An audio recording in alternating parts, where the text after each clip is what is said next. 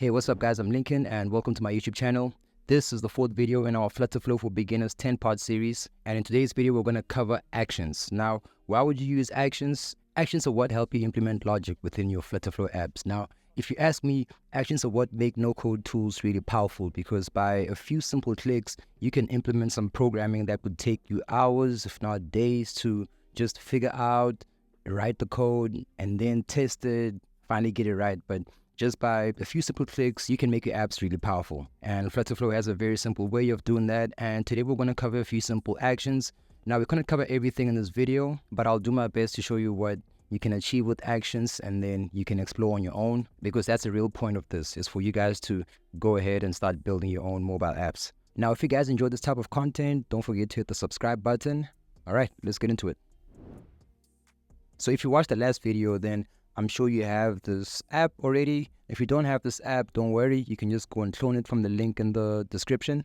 Now let's start implementing some actions. Okay, so the first action I'm going to show you guys is navigation. And if you have an app, then you're probably going to have more than one page and you want your users to go from page to page. Now, in order to show you guys this, I'm just going to add a new page, which will show the details for these places. I'll just type in details here. I'll get a template. This one seems fine. There we go. We now have our page.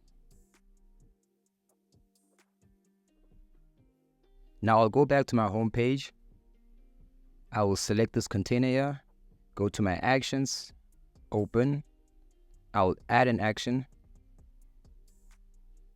and I'll select navigate to. We only have two pages, and the other page is details. I will close that. I will then test my app. So you can run or test your app, but for this, we're just going to test it. My computer's not that fast. So now when you click here, it'll navigate to the page that we've just added. Now you want to go back though. So let's add that action quickly. Click on the button. So FlutterFlow has this little bug that comes up from time to time. You see this little gray box here. So if you see that, no problem, just refresh your page. That should fix it. Let's zoom out and let's see if it worked. Actions, there we go. Open. Navigate back. Go back to my test mode. Do an instant reload. There we go. Now we can navigate to the details page and navigate back. Simple stuff. Cool. Now the next action I'm going to show you guys is bottom sheets. Now FlutterFlow has a cool little thing that you can do with what it calls bottom sheets.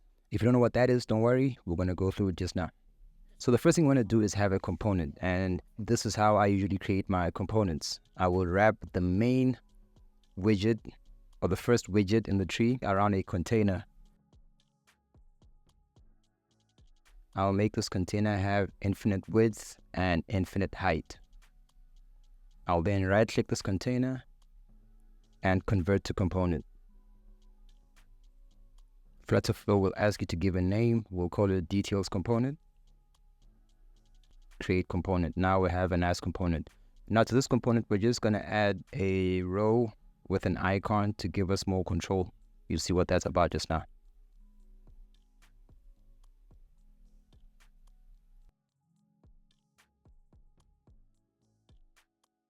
I'll give this row some padding,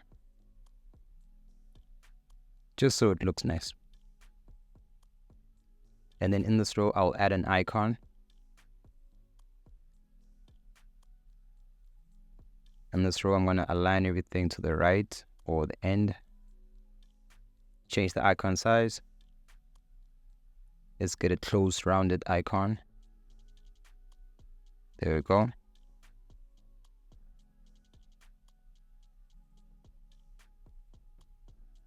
Cool. Now let's start adding some actions. I'll go to my home page. I'll select a different card this time, not the same one. Let's make sure we get the card, the container. Go to my actions, open, add action, search for bottom sheet. Let's select show.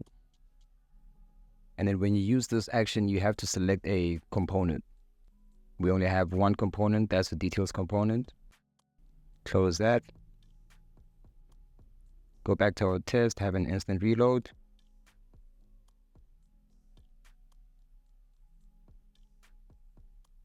Now let's check out what it does.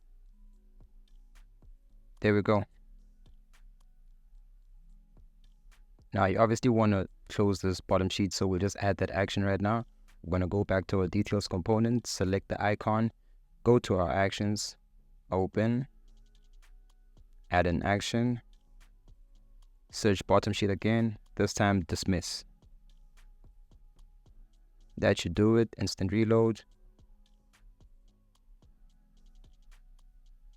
Open Mount Romo and close it. You can now use bottom sheets. So I like bottom sheets because instead of creating a bunch of pages, you can just create reusable components that you can use over and over again. Okay, simple stuff. Let's move on. So what if you want your users to be transferred to a different URL or different website? Well, that's simple. We just go ahead and add an action.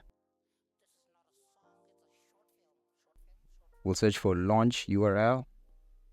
And this accepts a parameter of URL.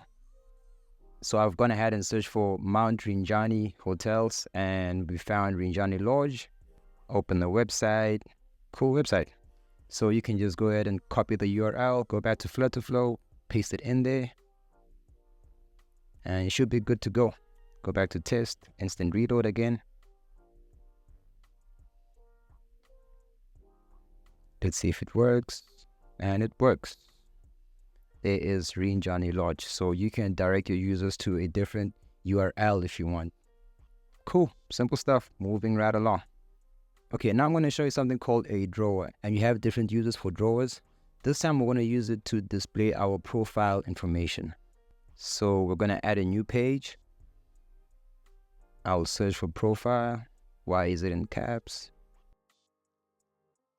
This looks nice. Use my template. I'll just change the caps there. All right, create page. Now we want to use this profile page as a drawer. We don't want to go to the page. We want to click on a UI widget and then have that widget pull out a drawer. I will search for drawer in our UI builder. I will go for end drawer.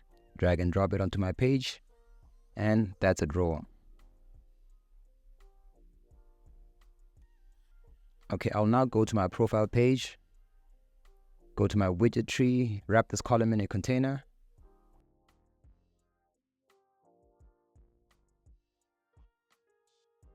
Give this container infinite width and infinite height. I will then copy my container.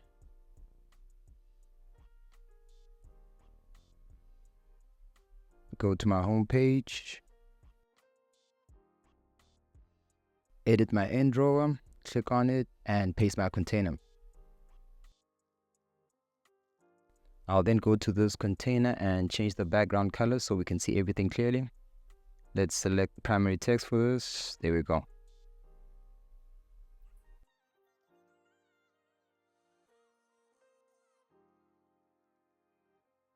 Let's hide this end drawer.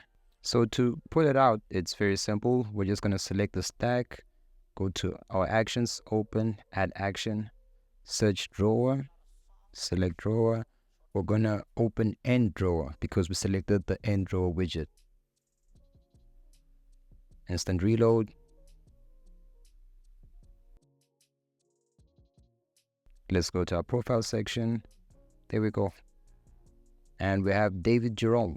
The lady in the home screen did not look like David Jerome. Okay, so we want this drawer to close. And how do we do that? First of all, let's just change up this template. We'll remove this image. And then we'll add an icon.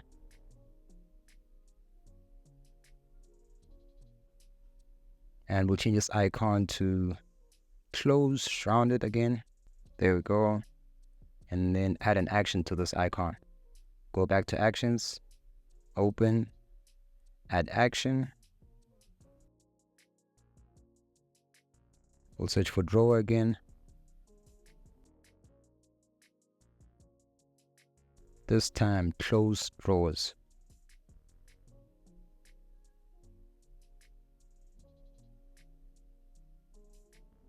And that should do the trick. Hide drawer. Let's go back to our test. Instant reload.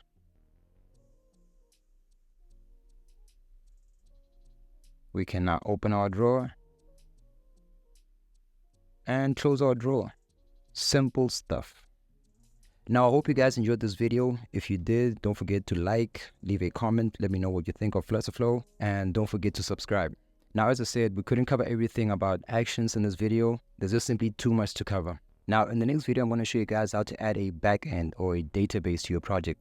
We'll cover more actions like authentication, how to view, add, or remove items from your database, so stay tuned for that one. I hope you guys have a good day, and I'll catch you on the next video.